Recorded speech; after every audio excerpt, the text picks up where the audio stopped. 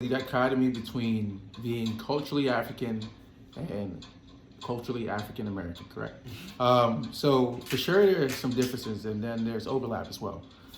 So specifically for me, just being completely frank, me and my siblings, like we've taken it upon ourselves to like educate our parents in terms of like the what is deemed like African American culture and what is deemed African culture, and why they're similar and why African people specifically consider certain things unacceptable or they apply like respectability politics to things.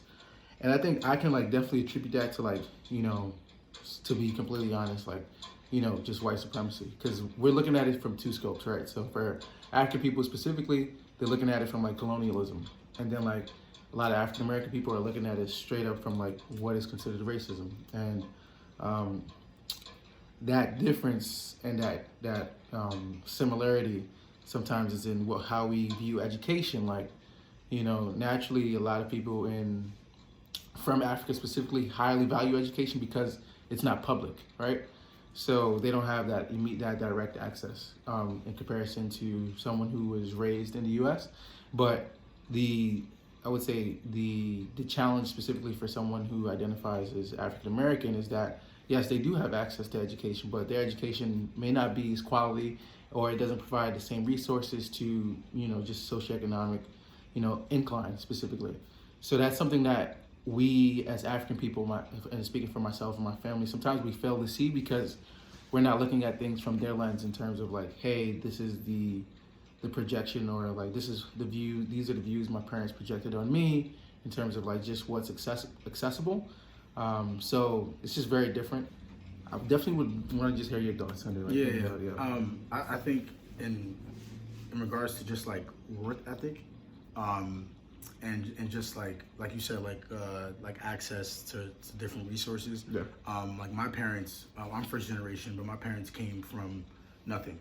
So pretty much like to be in a certain space, like there's a certain attitude that you have because it's like I'm not supposed to have, like I wasn't supposed to be here kind of thing. So you're like super grateful and you're working your ass off. You're like, you know what? Like I'm not up this bag. I can't.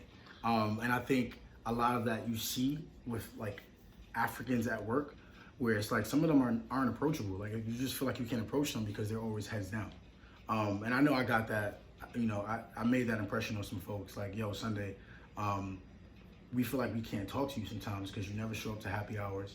You're like, you come to work, you go straight to your desk, you do your work. And it's like, for me, it's like, yeah, I know, because honestly, I've never seen this before. I've never had amenities that I have access to. I've never gotten a free laptop. I never had a job that paid for my commuter benefits and stuff like that. So I don't know. I think that's somewhere like sometimes where black people are like very rejoiceful, and there's nothing wrong with that. But I just feel like with Africans, it's always, we don't be like, we just work mad hard. Yeah. And sometimes we don't really spend time and enjoy like the spaces that we're in. We're just always heads down. Yeah. And I think that's a difference that I've seen, that I've noticed. Yeah. Because there's other Africans too that I work with who I don't even talk to. Yeah. Like it's just like they're always doing their work. But like as far as like African Americans, I can always chat with them. I can always, hey, like this is what I'm doing at work. Yeah. And I think that's definitely a difference that's super visible in mine. Yeah. For sure. To add to that, I think something that is definitely a similarity or a commonality between us is that both of us were always in survival mode. Like always making sure that we can do our best to protect everything around just the economics of life.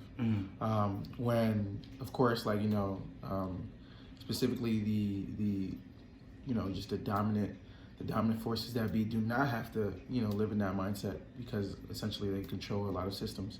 So that's just one thing I think is definitely a commonality. I think it's just very unconsciously embedded in how we live our day-to-day, like how we undermine like mental health, how we undermine at times just valuing just time with yourself, time with your family. So that's something that I think is definitely a commonality between I really feel like all black people on earth, like that's one thing that I can say is very common. It's like we're always in that survival mindset.